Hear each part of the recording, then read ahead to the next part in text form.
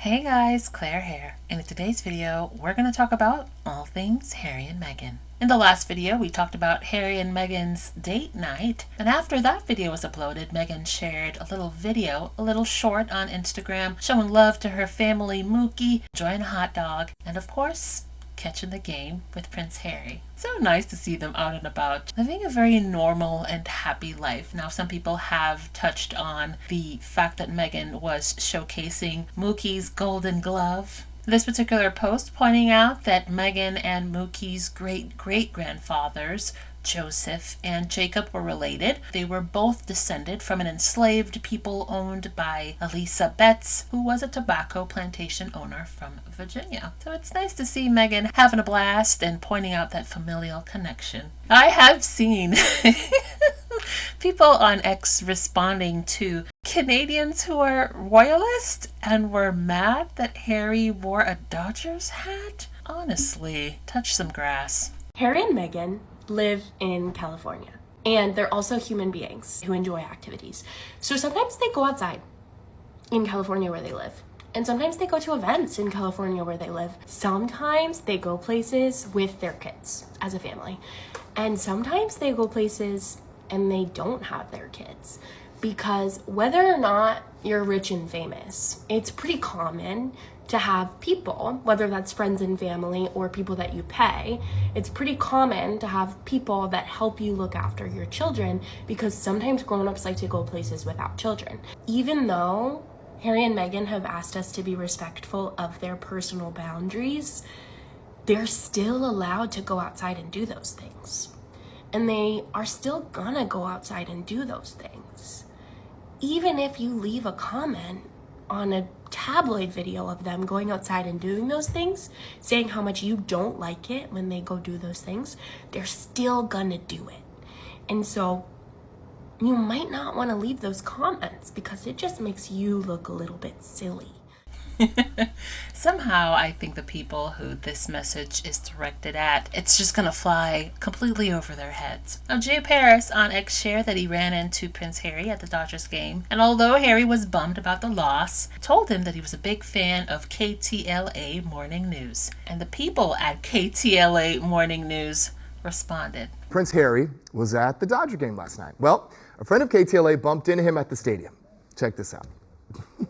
MLB.com and Forbes.com correspondent Jay Paris snapping a pic with Prince Harry himself. Jay says, quote, Prince Harry said he's a big KTLA morning show guy. Awesome. Really? Good morning, Prince. Yeah. Come on to the show, Prince Harry. Please. Yeah, we'd love to hang with you. Look at If that. he really said that. Yes, Yeah. yes, if he really said But that. that's funny that Jay ran into Prince Harry like that. Good looking out, Jay. Yeah. Yeah. Jay just hangs with some people. Jay does. hangs. He rolls deeper than we Yeah. do. Yeah. And he's very friendly. Like, I could see Jay Yeah. just going up to Prince Harry. Right. What's up? Yeah. Maybe Prince Harry came up to him. Yeah. Hey, I saw you this morning on the morning. You know what? I news." shouldn't assume. Right. You are right. Yeah. Asking for Jay's autograph. Prince Harry made a surprise appearance at Hasan Minhaj's show, and the conversations were a mix of serious and comical. Now, like I said, the conversation blended serious topics like online safety with lighthearted banter, including Prince Harry attempting an American accent. Harry talked about online safety and AI, and he talked about the impact of social media on children's mental health. Him and Hasan also discussed appropriate ages for children to have a cell phone and social media access. Harry even joked that his preferred age for his children would be 35, but later suggesting that 21 would be a sensible age. Harry also discussed settling into his American life in California, and when asked about the most American thing he does, he replied, surfing, which we see him do regularly. In a royal rapid fire segment, he confirmed that there are no plans to be a U.S. citizen at this moment. How's your yeehaw? Yeehaw! Can you do an American accent? Which part of America? Anywhere. I'll give you a sentence. Here, I'll give you a sentence. Are you going to ask me? You got a sentence there. Yeah. Okay. Well, Yeah, yeah. it depends on what it says. All right, yeah, here we let's go. try. This is the most American sentence I could think of. I ordered breadsticks with ranch dressing at Applebee's. I ordered. Say it again. The ranch. You got to hit Ranch. And then on Applebee's, really emphasize the A, Applebee's. Applebee's. I love Applebee's. I love Applebee's. Now I'm just sitting here sweating. I ordered breadsticks with ranch dressing. I ordered breadsticks with ranch dressing at Applebee's. That was decent. I enjoyed that. You love it? Now, under the video on TikTok, Applebee's Grill and Bar, the official account of Applebee's, responded, "Give him a few dollaritas and he'll have it down." I do enjoy when official accounts share comments on social media. It's hilarious. Harry also shared that Princess Elizabeth and Prince Archie regularly crashes his meetings. They just barge in, they jump on the lap and say, "Hi guys." So if you're interested in watching the full interview, you can check it out here on YouTube and on other social media platforms. It's a good listen. Now, Prince Andrew is to no longer use his prince title, according to Buckingham Palace. According to the statement, His Majesty has today initiated a formal process to remove the style, titles, and honors of Prince Andrew. Prince Andrew will now be known as Andrew Mountbatten Windsor. His lease on Royal Lodge has to date provided him with legal protection to continue in residence. Formal notice has now been served to surrender the lease, and he will now move to an alternative private accommodation. Now, Sky News went even further to state that Prince Andrew will move to a property on the private Sandringham estate in Norfolk, with his future accommodation being privately funded by the King. Charles will also make a private financial provision for Andrew. Sarah, who lost her Duchess of York title, will make her own living arrangements. And of course, Beatrice and Eugenie will retain their titles. So in all, not much has changed for Andrew. He's moving from one palatial estate to another.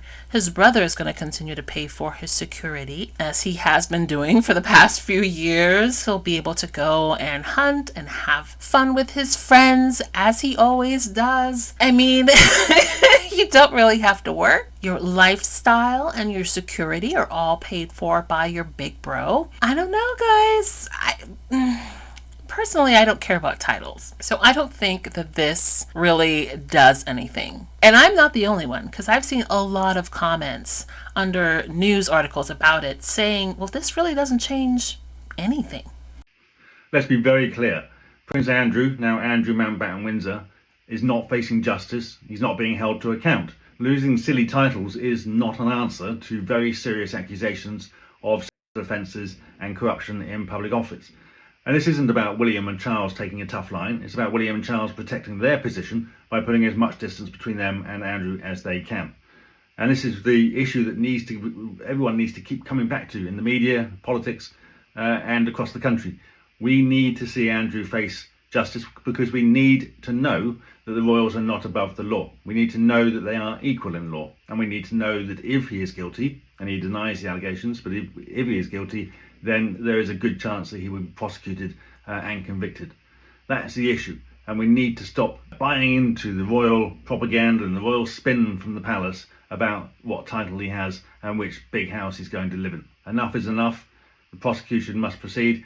And if they're not going to do that, the Republic will continue with our own private prosecution of Andrew. For those of you who don't know, Graham is the head of the Republic movement. So you know those people who have not my king signs whenever Charles and Camilla are out and about? Well, that's him. And the prosecution he's referring to is that the Republic has instructed a few law firms of private prosecution specialists to investigate and, if appropriate, begin a private prosecution over alleged allegations of assault, corruption, and misconduct in public office. In an interview, Graham Smith said that if not us, then who? It's a devastating indictment of the UK's criminal justice system, police, and politicians, not to mention the king and the heir, that we must resort to a private prosecution. Mr. Smith added it should be a cause for concern that so many people believe, rightly in my view, that the royals are not treated equally in law.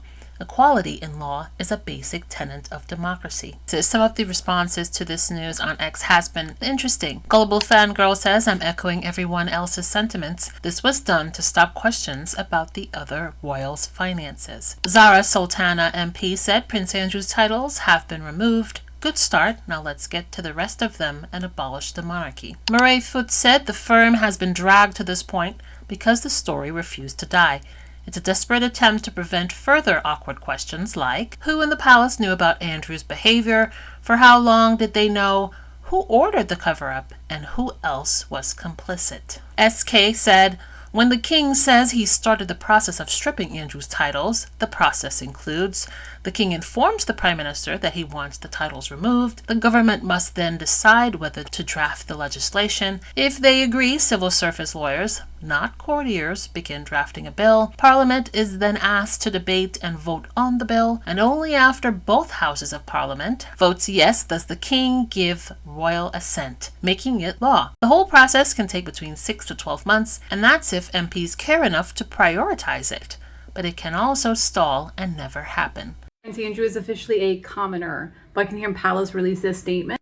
He will now be known as Andrew Mountbatten Windsor. He is being kicked out of Royal Lodge. He lost his style, his titles, and his honors. I don't think this has anything to do with them wanting to punish Andrew or try to right any wrongs. They don't want anyone questioning the finances and looking this closely. Because remember, nobody knew that he wasn't paying rent at Royal Lodge for like decades.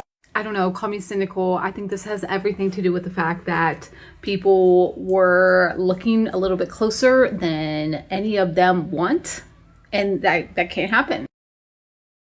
Graham Smith said they still don't get it. He's accused of offenses and corruption. What silly title he has is irrelevant. Empty words from Charles on the victims if he won't agree to a full, open, and genuine criminal investigation, and an inquiry into what he and William knew and when. Kevin Maguire said far, far too late. The king and royal family covered for this fill in the blank until they had no alternative. This outdated hereditary institution is fundamentally rotten.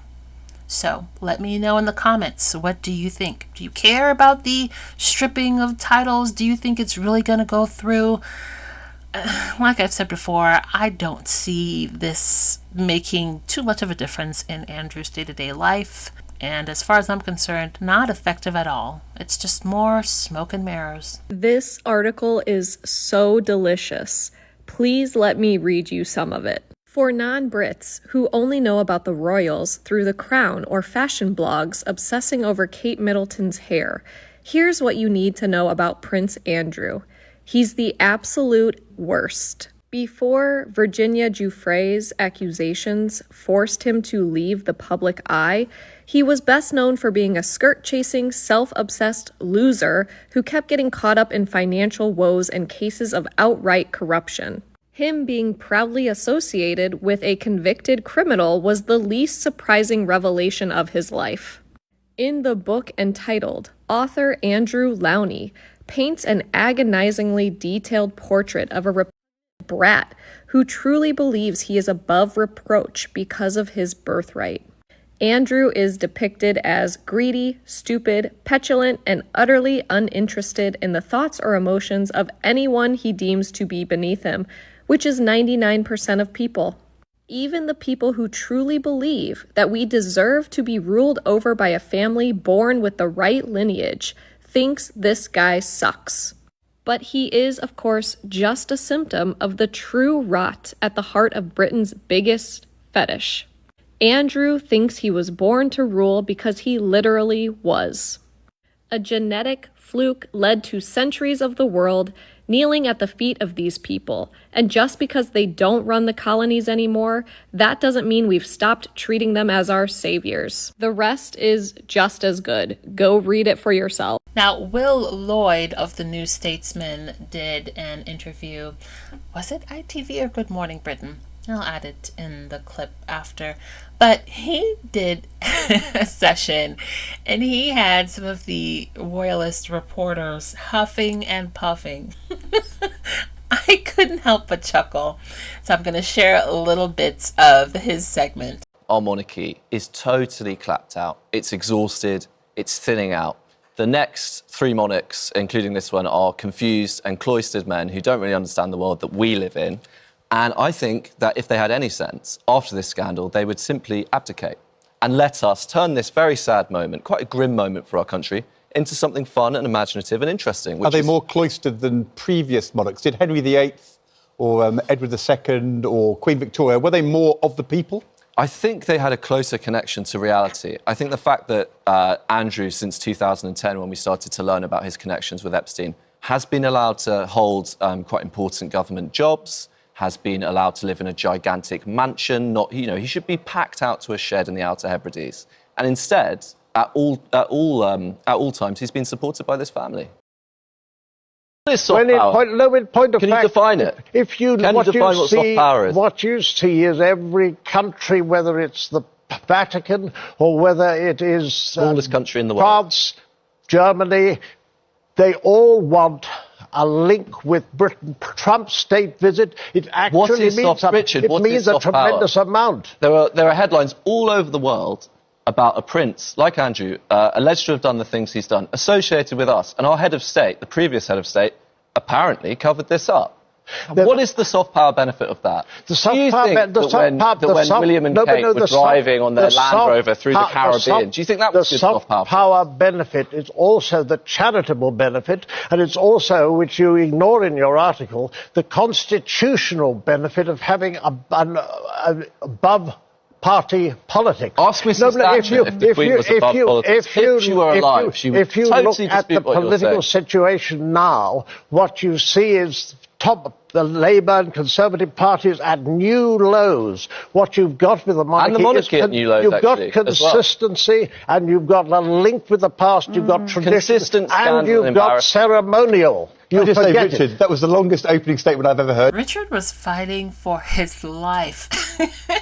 Trying to present reasons to keep the monarchy, to prop up the royal family. And I feel like we need more people like this young man to push back against these narratives. It appears that while Fergie was publicly denouncing Jeffrey Epstein in interviews, at the time she was secretly sending him gushing praise in private.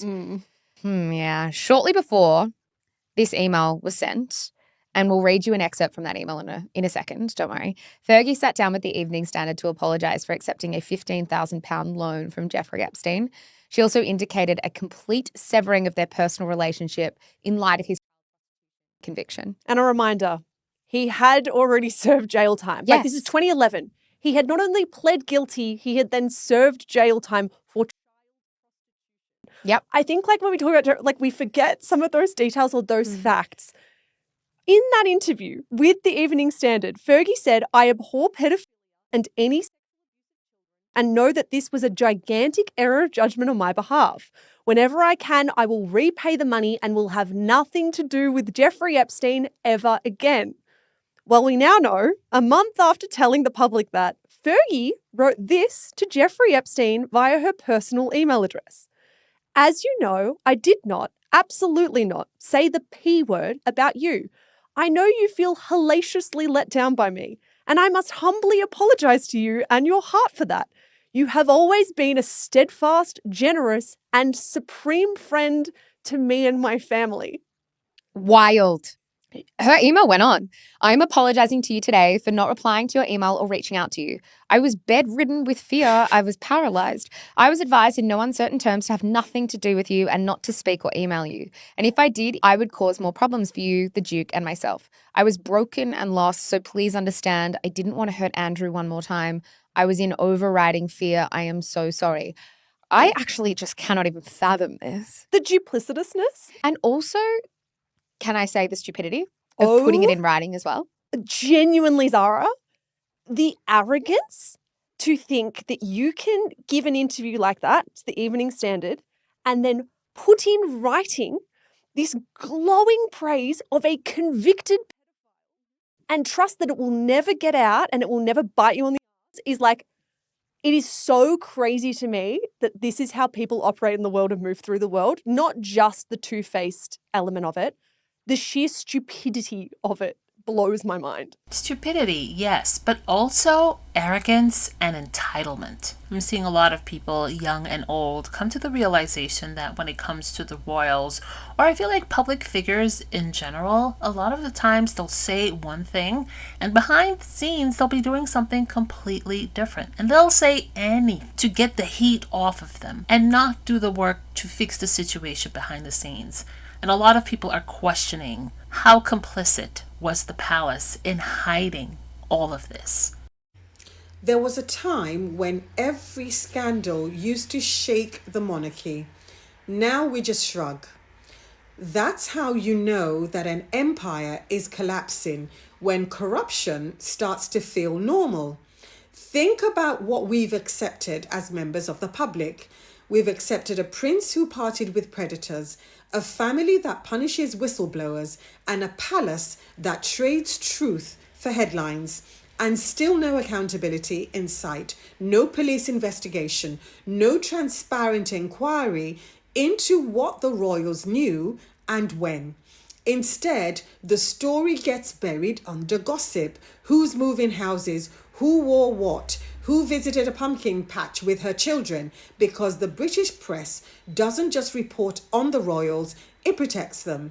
They don't serve the truth. So the British press, they never, ever, ever serve the truth. They serve the throne. Because the public mood is changing right now.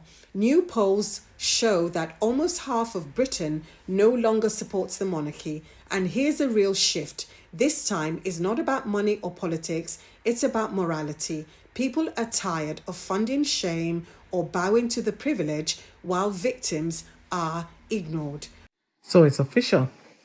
Prince Andrew has been stripped of his title as prince, and he will now be known as Mr.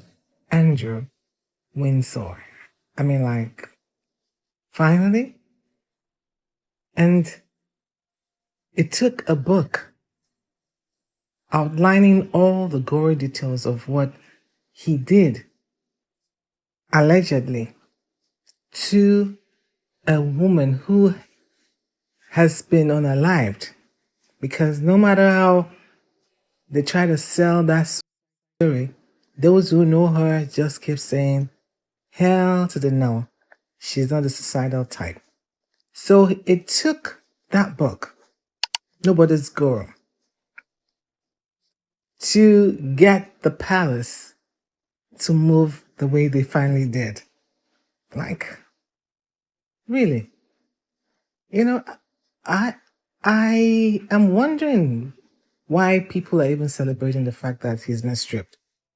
Because for him to not fight dirty with the king, we all should be sure of one fact. There was some negotiation that had to go down to make him have to say, you know what, okay, take the title. I'll move out of the house where I am right now. But you guys gotta give me something. Because I can bet you Mr. Andrew Windsor isn't the only one with some cobwebs in his cupboard. He knows a lot more than we all know of what has been going on behind the walls of the palace. So they're going to have to tread softly with him. I am very certain about that. So now that they've stripped him of his title, does that mean that they're not going to be paying for everything they've been paying for whilst he was living in the palace? I mean, he's moving into a 60 million pounds home. He didn't buy it. He's just going to change address. And what proof do we have that taxpayers' money still wouldn't be used to meet all of his needs, allowances and whatnot?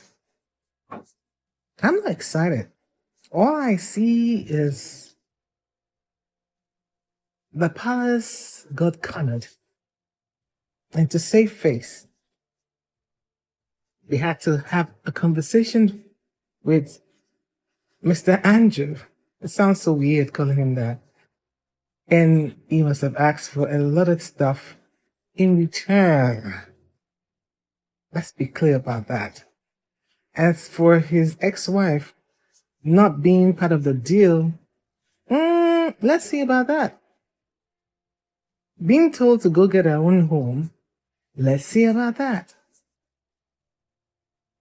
The British monarchy has been made to look a mess by all of this.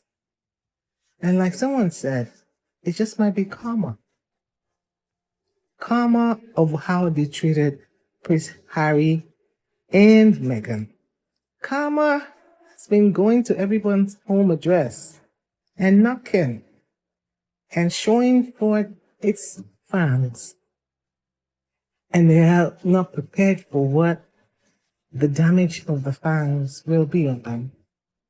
For all the haters of Harry and Meghan, if you're waiting for them to be stripped of their titles, because that's what a lot of you guys have been proposing, let's see if they have enough genuine reason, in view of all the work and contribution they have been doing to the world, as it were. Let's see if you'll cry for them to be stripped as well, since they've had the effrontery, as it were, to strip Andrew of his title as prince, despite the fact that he was born into royalty. I don't get what this is about, but I can assure you, whatever this is about, it's not going to be one really nice ending that we're going to see. All of this is going to get messy. How? I don't know. But the British people are about to witness a drama behind the walls of the palace that will come to the fore, going by what has just happened to Prince Andrew.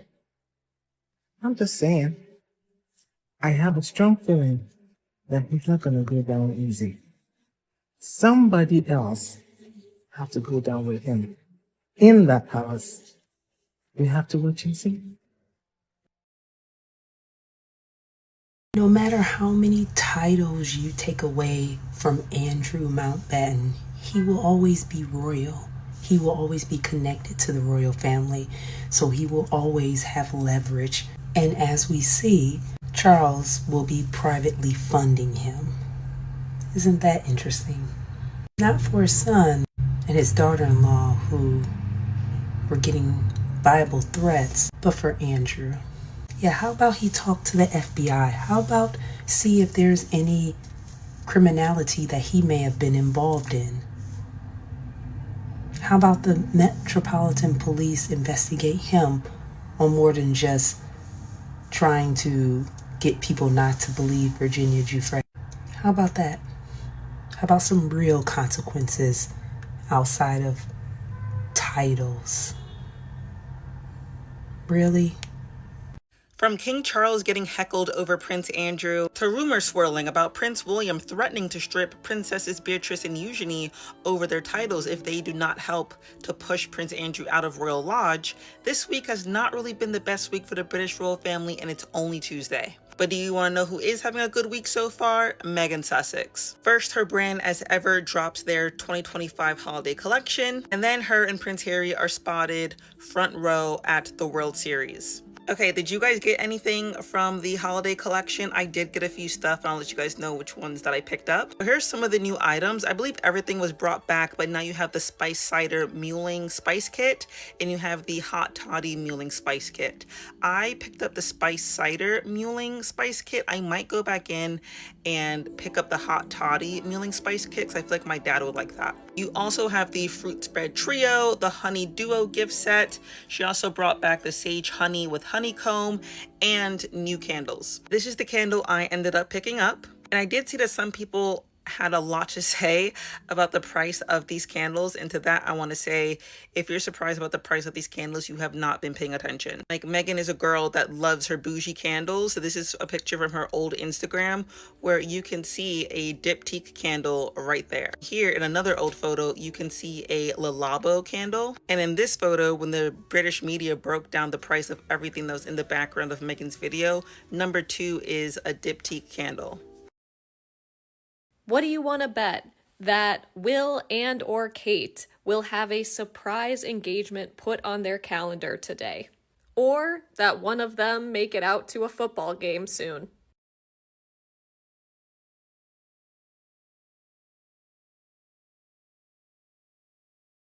William, Kate, very well respected. They make rounds of the people, and loads more people would rather see him instantly step to the throne than Charles. Or are they just better at hiding the truth? Because there are some quite fruity stories about William too, if you want them.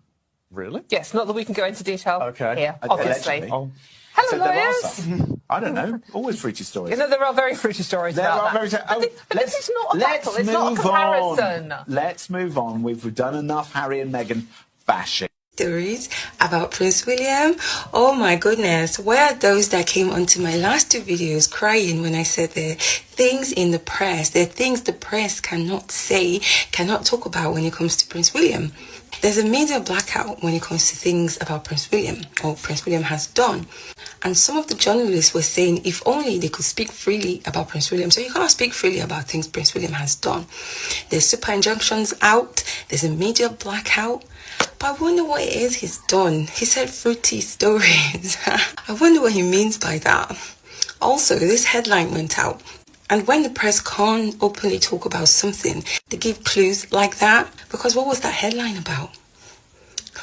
Why can't the press speak freely about Prince William? It's all very interesting. It's all very sordid and very... The royal family, oh gosh, the mess. No wonder they continued to throw Meghan and Harry to the wolves. That's why, to cover for their own shenanigans, their own wrongdoing, their own mess. And thank God, even though they keep writing negative things about Meghan and Harry, they're gone, they're not in this anymore. And with that, we've come to the conclusion of today's video. Wherever you guys are, I hope you're having a wonderful day. And I'll talk to you guys in the next video. Bye.